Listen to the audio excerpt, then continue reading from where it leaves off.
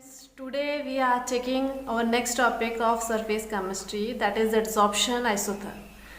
Adsorption isotherm क्या है? It show the graph between the amount of adsorbed substance and pressure. Condition क्या है कि टेम्परेचर कांस्टेंट रहना चाहिए, तो उस केस के अंदर एड्जॉर्ब सब्सटेंस और प्रेशर के बिटवीन जो रिलेशनशिप होगा वो एक ग्राफ के थ्रू शो होगा, दैट इज एड्जॉर्प्शन आइसोथर्म. इसके लिए साइंटिस्ट ने क्या किया, उन्होंने ले लिया एक्सटेंट ऑफ एड्जॉर्प्शन, यानी एक्सटेंट ऑफ एड्जॉर्प्शन मीन्स उसको उन्होंने डिनोट कर लिया x बाई एम से. x क्या होता है? मास ऑफ एड्जॉर्बेट, यानी कितना सब्सटेंस एड्जॉर्ब्ड हुआ है. m यहाँ यूज होगा मास ऑफ एड्जॉर्बेंट. जब x बाई एम और प्रेशर के बिटवीन उन्होंने ग्राफ ड्रॉ किया, तो उस केस में स्टार्टिंग के अंदर तो ग्राफ थोड़ा स्ट्रेट था, लेकिन धीरे धीरे कर्व होते हुए एट लास्ट ग्राफ का कर्व क्या हो गया? कांस्टेंट. इट मीन्स प्रेशर क्या हो गया? प्रेशर इंक्रीज किए जा रहे हो, बट x बाई एम की जो अमाउंट है, जो x बाई एम एक्सटेंट है, वो क्या हो गया? कांस्टेंट. इस पे रिसर्च करने वाले साइंटिस्ट थे फ्रेंडलिच. इसलिए ये जो एड्जॉर्प्शन आइसोथर्म है, it's another name is also Freundlich adsorption isotherm. उनके अकॉर्डिंग क्या था? x by m directly proportional है प्रेशर के, लेकिन जैसे जैसे प्रेशर इंक्रीज होगा तो उस केस के अंदर x by m directly proportional होगा p की पावर 1 बाई n के. डायरेक्टली प्रोपोर्शनल का साइन जब भी हम रिमूव करते हैं तो एक कांस्टेंट आ गया k. तो यहाँ पे एक फॉर्मूला बन गया x by m is equal to k p power 1 by n. x by m क्या हो गया? Amount of gas adsorbed by the adsorbent, कि कितनी अमाउंट एड्जॉर्ब की गई है. एन और के यहाँ पर कांस्टेंट थे.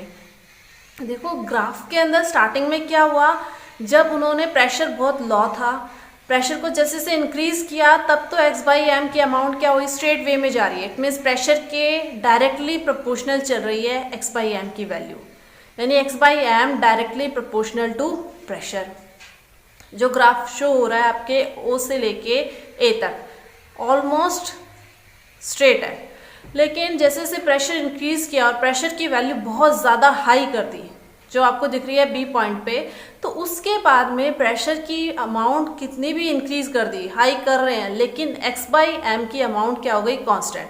It means x by m pressure पे डिपेंड ही नहीं कर रहा. So x by m directly proportional to p power 0, यानी प्रेशर पे डिपेंड नहीं कर रहा. तो फिर A और B that is intermediate part, उस केस में क्या होगा? x बाई एम लो पे 1 के इक्वल है और हाई पे 0 के, तो उसके बीच का उन्होंने आइडिया लगाया कि x बाई एम क्या होगा? p की पावर 0 से लेके n के बीच में. इट मीन्स 0 से लेके 1 के बीच का मीनिंग है 0.1 भी हो सकती है, 0.2 भी हो सकती है, और 0 से n को शो करने के लिए उन्होंने ले लिया 1 बाई n, यानी 1 बाई 2 रखोगे तो 0.5 आ जाएगा, 1 बाई 3 रखोगे तो 0.3 आ जाएगा. इस टाइप से उन्होंने एक इक्वेशन बना ली, x by m is equal to k p power 1 by n. x already आपको बता दिया, एड्जॉर्ब्ड सब्सटेंस है. m क्या है? एड्जॉर्बेंट का मास है. और p क्या था? प्रेशर. अब n की वैल्यू क्या है? 0 से लेके n के बीच में कुछ भी हो सकती है, बट ज़्यादातर इसकी प्रोबेबल रेंज जो हम रखेंगे 0.1 से लेके 0.5 के बीच में. तो ये जो फॉर्मूला था x by m is equal to k p की पावर 1 बाई n, ये था फ्रेंडलिच एड्जॉर्प्शन आइसोथर्म. अगर इस इक्वेशन का क्या कर लें, हम लॉग ले लें दोनों साइड, तो क्या हो जाएगा? Log x by m is equal to log k plus 1 by n log p. 1 by n log p को थोड़ा हमने आगे ले लिया, थोड़ा कंफर्टेबल के लिए. और जब इस इक्वेशन का हम कंपैरिजन करें ग्राफ के लिए, y is equal to m x plus c, तो y की जगह आ रहा है आपके लॉग x बाई एम और x की जगह आ रहा है लॉग p. तो ग्राफ कैसा आना चाहिए था? Straight line. लेकिन इसमें कुछ इंटरसेप्ट भी आ रहा है, that is log k. c क्या शो करता है? इंटरसेप्ट, और उसकी वैल्यू थी लॉग k के इक्वल. और 1 बाई n यानी वो क्या है? उस ग्राफ का स्लोप. तो ये इक्वेशन है आपकी फ्रेंडलिच एड्जॉर्प्शन आइसोथर्म. ठीक है, जो ये आपको दिख रहा है O से लेके जहां तक ग्राफ स्टार्ट हो रहा है वो पोर्शन है आपका इंटरसेप्ट लॉग k, और ग्राफ का जो स्लोप है वो है 1/n। देखो इतना आपने ने जो डिस्कस किया वो सारा गैस से रिलेटेड था। अगर हम सॉल्यूशन से रिलेटेड करें एड्जॉर्प्शन, तो वो किस किस फैक्टर्स पे डिपेंड करेगा, सरफेस एरिया पे, टेम्परेचर पे, एड्जॉर्बेट कंसंट्रेशन पे और नेचर एड्जॉर्बेट और एड्जॉर्बेंट की, जो हम ऑलरेडी डिस्कस कर चुके हैं। लेकिन कंसंट्रेशन पे कैसे डिपेंड करेगा सॉल्यूशन के केस में एड्जॉर्प्शन, तो उससे भी रिलेटेड फ्रेंडलिच ने ही अपना एड्जॉर्प्शन आइसोथर्म दिया। इस बार उन्होंने क्या किया, x/m और p के बिटवीन ग्राफ ड्रॉ नहीं किया, x/m और c के बीच यानी कंसंट्रेशन के बीच में ड्रॉ किया। तो ग्राफ का स्लोप एज इट इज था जैसा पहले ड्रॉ किया था, तो उसके अकॉर्डिंग उन्होंने एक रिलेशन दे दिया x/m = k c⁴ x/m same thing है, क्या है, अमाउंट ऑफ एड्जॉर्बेट, जो एड्जॉर्बेट होने वाला है। k कांस्टेंट है, c आपको पता है कंसंट्रेशन है, और n क्या है, यहाँ पर इंटीजर है जिसकी वैल्यू 0 से लेके 1 के बीच में कुछ भी हो सकती है। अगर इस इक्वेशन का भी हम क्या लें, लॉग, तो क्या हो जाएगा, log x/m = log k plus 1/n log c। देखो जो भी पावर में होता है लॉग सॉल्व करते वक्त वो 1/n क्या हो जाता है, आगे आ जाता है। तो आपकी इक्वेशन बन जाएगी log x/m = 1/n log c plus log k। अब इस इक्वेशन का अगर हम कंपैरिजन करें log mx प्लस c से, तो उस केस में क्या होगा, देखो log x/m उसको आपने ले लिया y एक्सिस पे और log c को ले लिया आपने x एक्सिस पे। तो ग्राफ पहले कैसा आएगा, स्ट्रेट लाइन ही आएगा, लेकिन ग्राफ का जो इतना पोर्शन पेंडिंग है that will show the intercept, और ग्राफ का स्लोप हो जाएगा 1/n। अब इस एड्जॉर्प्शन के प्रोसेस को हम कहाँ कहाँ यूज़ करते हैं, उसके अलग अलग एप्लीकेशंस हैं। वैक्यूम क्रिएट करने में, गैस मास्क के अंदर यूज़ कर सकते हैं, ह्यूमिडिटी कंट्रोल के अंदर, शुगर को आपने साफ करना हो, क्लियर करना हो, क्रोमेटोग्राफी में, कैटालिसिस में, तो 1 by 1 अपने इन एप्लीकेशंस को स्टडी करते हैं। तो फर्स्ट अपने स्टार्ट कर रहे हैं यहाँ पर प्रोडक्शन ऑफ हाई वैक्यूम।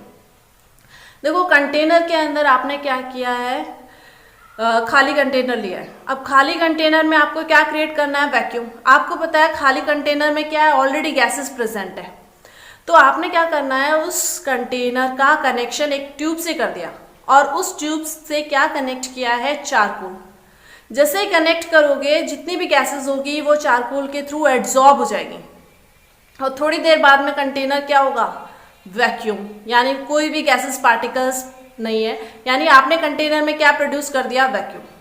और भी कहाँ यूज हो सकता है, स्टार्टिंग में अपने ने डिस्कस किया था मास के अंदर। देखो जो भी पर्सन वर्कर्स माइंस में काम करते हैं जहाँ बहुत ज़्यादा पॉइजनस गैसेस हैं, तो उस केस में क्या करते हैं, मास्क कवर किया और उस मास्क के अंदर जो सब्सटेंस यूज करते हैं दैट इज चारकोल। और चारकोल भी कैसा होना चाहिए, पाउडर फॉर्म में। जैसे ही पॉइजनस गैसेस उस पाउडर फॉर्म से एंटर करेंगी तो वो पॉइजनस गैसेस चारकोल की सरफेस पे एड्जॉर्ब हो जाएंगी और आपके जो माउथ में, उन वर्कर्स की जो माउथ है, नोज है, उसमें क्या होगी, फ्रेश एयर एंटर करेगी।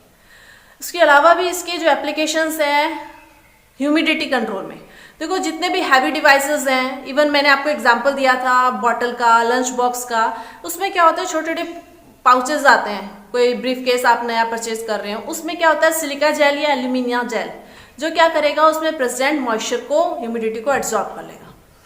नेक्स्ट है आपका शुगर को क्लेरिफाई करना है आपने। आपको पता है, ये भी एग्जांपल हमने पहले डिस्कस किया था कि जो भी शुगर कैन से शुगर मिलती है उसमें क्या होता है, प्योर नहीं होती वो शुगर, उसमें कुछ इम्प्योरिटीज है। तो उसको क्लियर करने के लिए क्या करना है, चारकोल से पास आउट करो, जो नीचे कलरलेस फिल्ट्रेट होगा that will be pure sugar, उसको आपने क्या करना है, बॉइल्ड करना है, जितना भी वाटर होगा वो रिमूव हो जाएगा।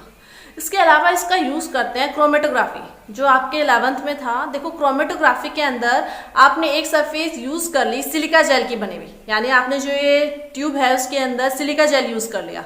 अब आपको जो भी सॉल्यूशन के पिगमेंट्स या कंपोनेंट्स आपने सेपरेट करने हैं वो उसके ऊपर पोर करने हैं, डालने हैं।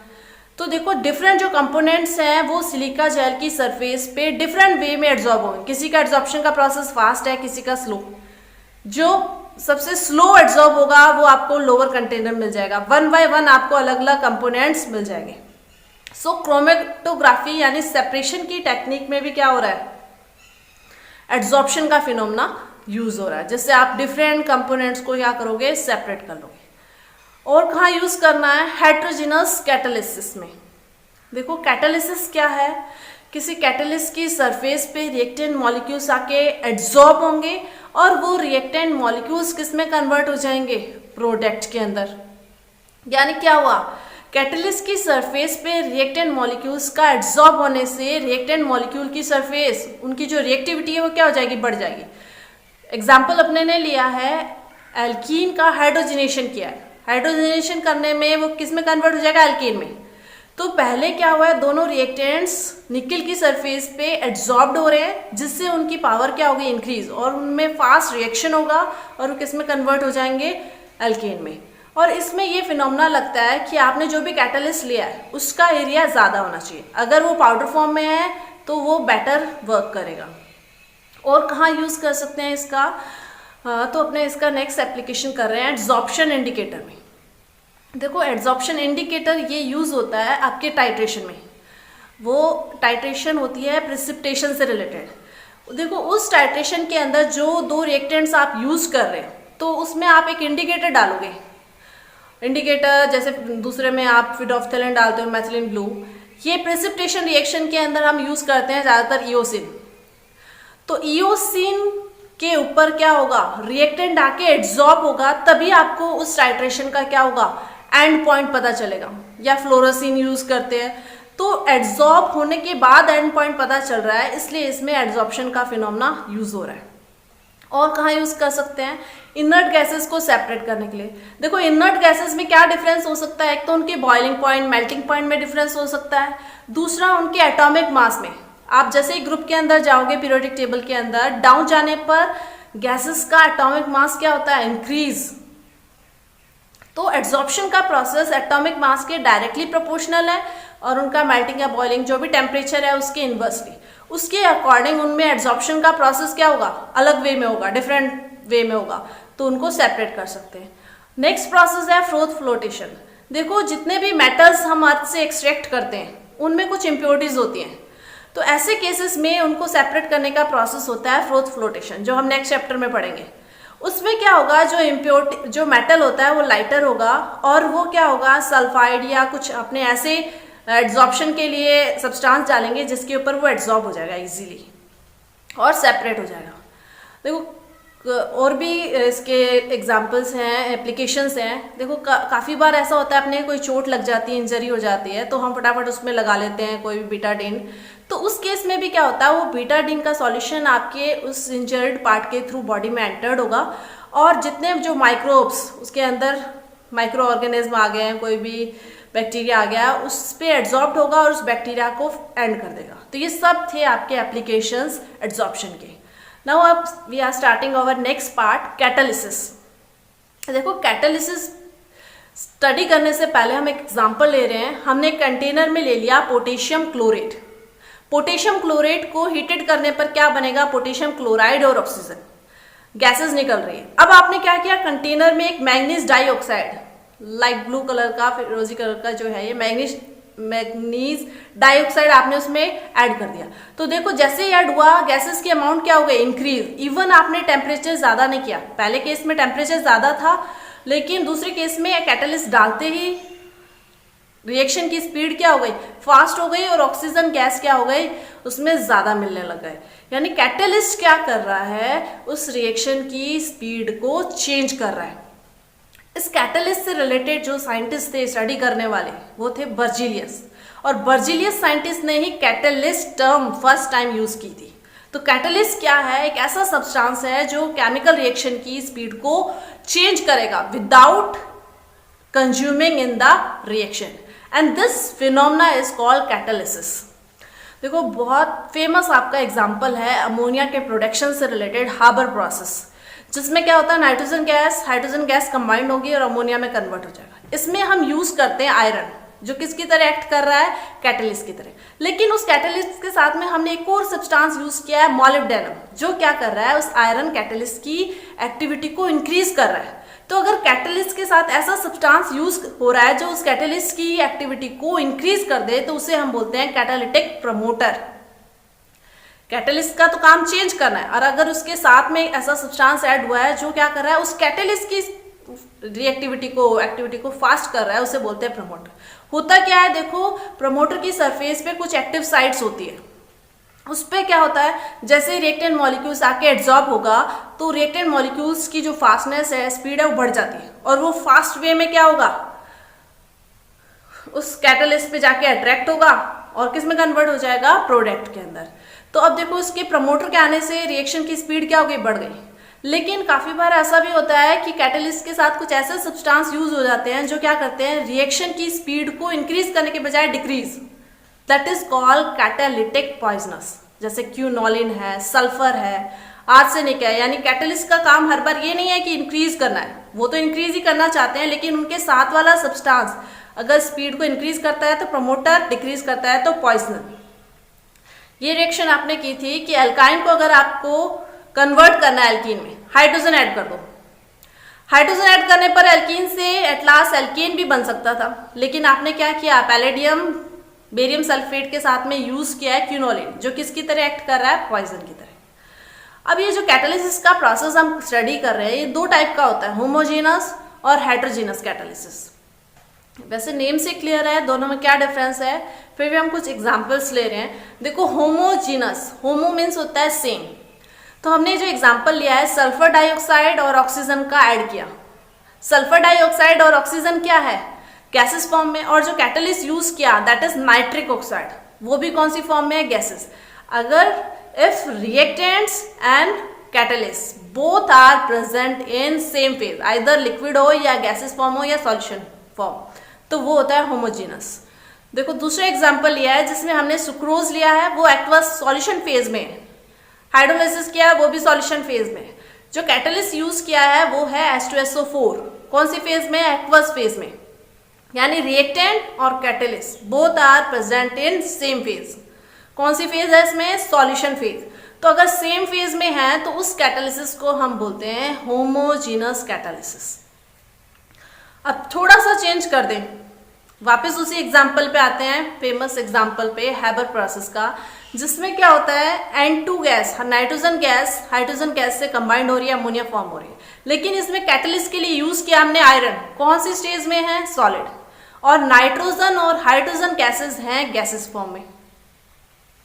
यानी if reactants and catalyst both are present in different phase, then this type of catalysis is called heterogeneous catalysis।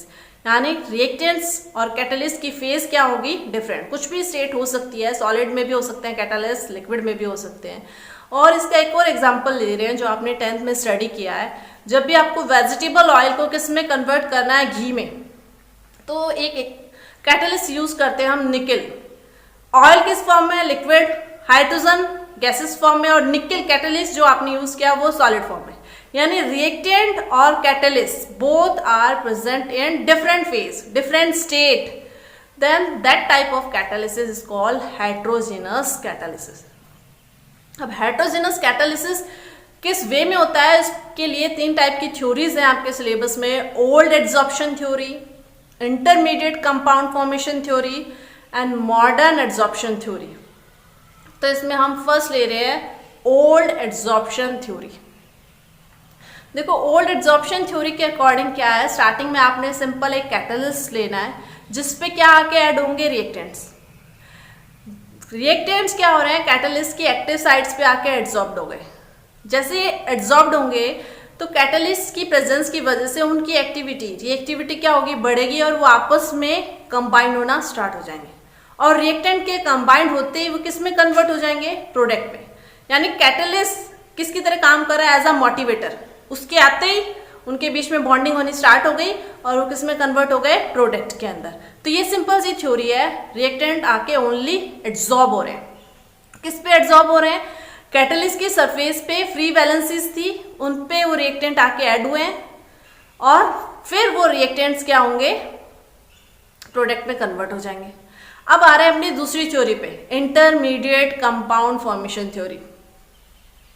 इसमें क्या होगा, कैटलिस्ट की ही सरफेस लेनी है, पहले आपका एक रिएक्टेंट मॉलिक्यूल आया, फिर दूसरा रिएक्टेंट मॉलिक्यूल आया, दोनों रिएक्टेंट मॉलिक्यूल्स ने क्या करना है, उस कैटलिस्ट के साथ में कंबाइन हो जाना है, रिएक्ट हो जाना है।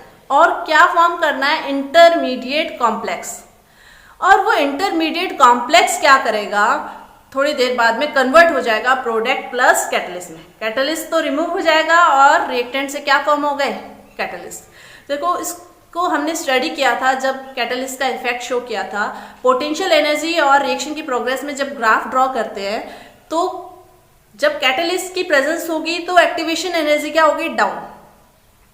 और इस ग्राफ के जो टॉप पार्ट क्या शो कर रहा है, इंटरमीडिएट कंपाउंड की एनर्जी शो कर रहा है। देखो जब कैटलिस्ट नहीं था तो इंटरमीडिएट कंपाउंड की जो एनर्जी थी वो बहुत ज्यादा है, लेकिन जैसे ही कैटलिस्ट यूज हुआ, इंटरमीडिएट जो कॉम्प्लेक्स बना, that having low potential energy. और ये लो एनर्जी का जो कॉम्प्लेक्स है फास्ट वे में किसमें कन्वर्ट हो जाएगा, प्रोडक्ट में। और प्लस जो कैटलिस्ट है वो रिलीज हो जाएगा, ऐसा लगेगा कि वो उस रिएक्शन के अंदर यूज ही नहीं हुआ, विदाउट कंज्यूमिंग रिलीज हो जाएगा। तो ये थ्योरी थी आपकी intermediate compound formation theory. Next theory ले रहे हैं हम मॉडर्न एड्सॉर्प्शन थ्योरी। ये देख लीजिए आप, इसका एग्जांपल A+B है, कैटलिस्ट से कंबाइंड हो रहा है, इंटरमीडिएट फॉर्म हो रहा है और उसके बाद में किसमें कन्वर्ट हो गया, प्रोडक्ट में। तो ये जो आपकी लास्ट थ्योरी है modern adsorption theory, it is a combination of old and intermediate compound formation theory. यानी दोनों ही थ्योरी को कंबाइन कर दिया और एक नई थ्योरी निकाल दी, मॉडर्न एड्सॉर्प्शन थ्योरी। देखो मॉडर्न एड्सॉर्प्शन थ्योरी के अंदर दोनों फिनोमेना होंगे, यानी एड्सॉर्प्शन का प्रोसेस भी होगा रिएक्टेंट का, इंटरमीडिएट भी बनेगा और प्रोडक्ट बन जाएगा। ये थ्योरी बहुत ज्यादा सक्सेसफुल है, बेटर है। देखो ये जो थ्योरी है इसके अकॉर्डिंग 5 जो स्टेप्स हैं उनके थ्रू होगा मॉडर्न एड्सॉर्प्शन थ्योरी। क्या क्या स्टेप्स हैं, diffusion of reactant to the surface of catalyst. तो पहले अपने यही कर लेते हैं, क्या होना है, पहले कैटलिस्ट की सरफेस पे रिएक्टेंट के मॉलिक्यूल्स डिफ्यूज होके आएंगे, ठीक है। जैसे हमने एल्कीन का हाइड्रोजनेशन ही ले लिया। दूसरे स्टेप पे क्या होंगे, वो दोनों रिएक्टेंट मॉलिक्यूल्स कैटलिस्ट की सरफेस पे एड्सॉर्ब्ड होंगे। यही थ्योरी थी आपकी old adsorption theory. Reactant molecules क्या हो गए, कैटलिस्ट की सरफेस पे आके एड्सॉर्ब्ड हो गए। अब क्या होना है थर्ड स्टेप में, ये दोनों रिएक्टेंट मॉलिक्यूल्स कैटलिस्ट के साथ में बनाएंगे इंटरमीडिएट, ठीक है। तो ये आ गई आपकी next theory intermediate compound theory, आके ऐड हो गए। अब चौथे में क्या होगा, उन रिएक्टेंट्स के कंबाइंड होने पर वो कन्वर्ट हो जाएंगे प्रोडक्ट में और फिर उनका सेपरेशन, डीसॉर्प्शन स्टार्ट हो जाएगा। यानी सेपरेशन, जब एड्सॉर्प्शन का उल्टा प्रोसेस होता है उसे हम बोलते हैं डीसॉर्प्शन, तो वही हो रहा है, डीसॉर्प्शन हो रहा है प्रोडक्ट मॉलिक्यूल्स का।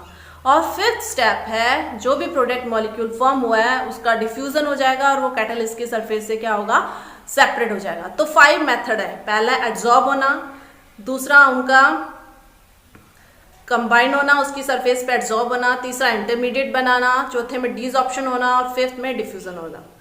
तो ये जो मॉडर्न एड्सॉर्प्शन थ्योरी है इसने सक्सेसफुली बताया कि छोटे से कैटलिस्ट तो यूज उसकी स्मॉलर अमाउंट यूज हुई और लास्ट तक कैटलिस्ट की जो मास कंसंट्रेशन थी वो अनचेंज थी और रिएक्शन भी हो गई, प्रोडक्ट में कन्वर्ट हो गए रिएक्टेंट मॉलिक्यूल्स और कैटलिस्ट का एज इट इज उसकी अमाउंट उतनी रह गई। लेकिन इस थ्योरी का मेन ड्रॉबैक था कि ये प्रमोटर जो कि इंक्रीज करते हैं और पॉइजनस, उनके मैकेनिज्म को क्लियर नहीं कर पाया।